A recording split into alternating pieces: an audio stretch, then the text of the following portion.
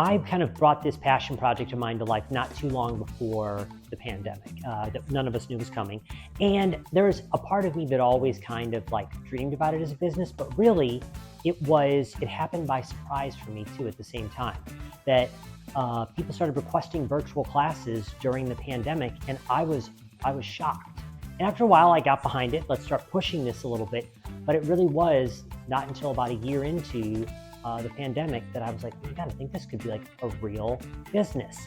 And since then, we all remember all of that era. This business really began as a virtual business, and now it's a very heavily in-person business. So the ebb and flow of trying to figure out over time, is this virtual, is this in person? You know, how do you kind of find that balance has certainly been a thing.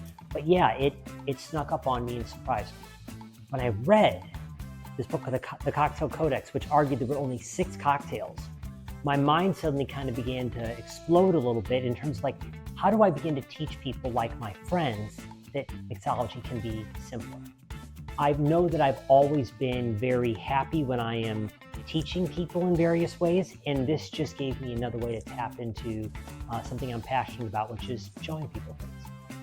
Yeah, so in general with a class, what I think is important to me, it's kind of more like the mission I feel like I'm on, in addition to teaching people about various ingredients and drink styles, is how interchangeable cocktails can be. And so when I mentioned earlier, reading the book, The Cocktail Codex, about how interchangeable many drinks are, I think it's important to cover several of those families during classes to reassure people that if you get comfortable with how to shake and how to stir a cocktail and then understand a couple of key ratios, then your favorite drink, the Moscow Mule, you understand how it can become the Paloma just by substituting ingredients. You understand how the daiquiri becomes the Tommy's Margarita or the Whiskey Sour by substituting ingredients.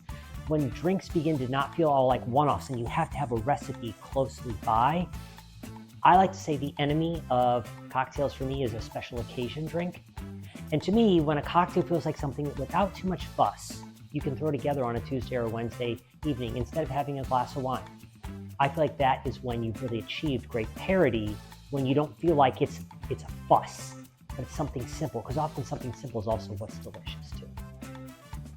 When someone books a class, I think that it's important to first understand if there's things they like and they don't like. I never want to put them down a path of something they know that they are going to absolutely hate.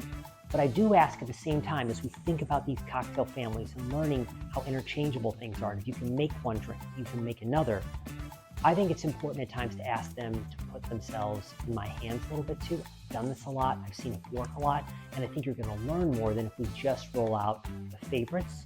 And another X factor that I always like to talk about with cocktails, I think is so important. I stole from Nicola Oleanis, also in the podcast of Fernet Branca, but he talks about reminded that we get to make a cocktail for someone, or make it for ourselves. The advantage that a cocktail has over a glass of wine or a beer is you get the chance to craft something for yourself, for someone. To invite your friends over and say, come on over, I'm ordering pizza, is great.